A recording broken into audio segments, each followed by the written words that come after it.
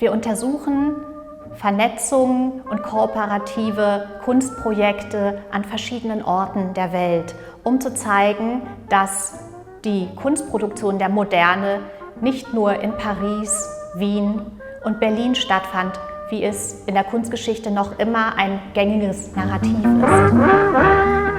Ich heiße Burcu Doramace, ich bin Professorin am Institut für Kunstgeschichte der LMU München mit Schwerpunkt Kunst des 20. Jahrhunderts und der Gegenwart.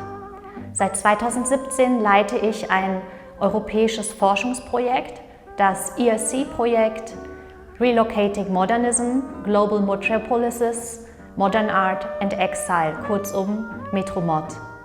Die Kunstgeschichte der Moderne wird noch immer über 3 Metropolen erzählt, und zwar über Paris, Wien und Berlin. Das Forschungsprojekt METROMOD widmet sich einer dezentrierten Moderne. Das heißt, wir beschäftigen uns mit Kunstschaffenden in Mumbai, Shanghai, also fernab von Europa. METROMOD untersucht, wie sich emigrierte KünstlerInnen mit lokalen Gruppierungen vernetzten und zusammenarbeiteten. Ein besonderer Fokus liegt auf der Flucht nach 1939 vor dem Nationalsozialismus, als Zehntausende zum Beispiel nach Shanghai flüchteten.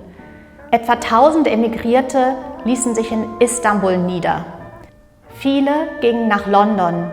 Die nach 1933 in London ankommenden KünstlerInnen, aber auch GaleristInnen und KunstkritikerInnen gaben der Kunstszene in London sehr wichtige Impulse.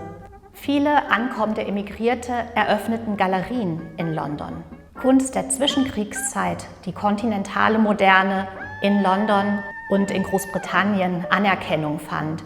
Und sie setzten sich auch ein für die zeitgenössische britische Kunst. Zu nennen ist zum Beispiel das Engagement der Hanover Gallery für den Künstler Francis Bacon.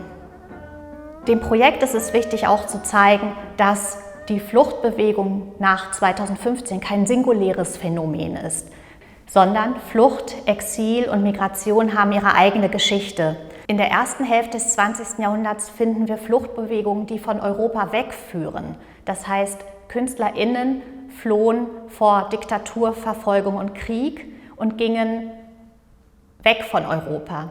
2015 haben wir eine umgekehrte Bewegung und es ist ganz interessant, diese beiden Bewegungen auch zusammenzudenken. Damit wollen wir zeigen, dass Flucht, Exil und Migration überzeitliche Phänomene sind und sich auch stetig wiederholen können.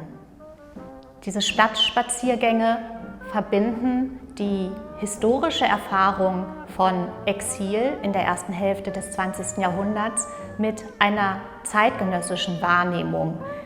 Wir wollten dieses Schaffen wieder wahrnehmbar machen, und zwar in der unmittelbaren Stadtumgebung. Das heißt, wir wollen vermitteln, dass Städte aus verschiedenen Schichten und Schichtungen bestehen. Wir wollten zu Orten führen, die für Emigrierte besonders wichtig waren.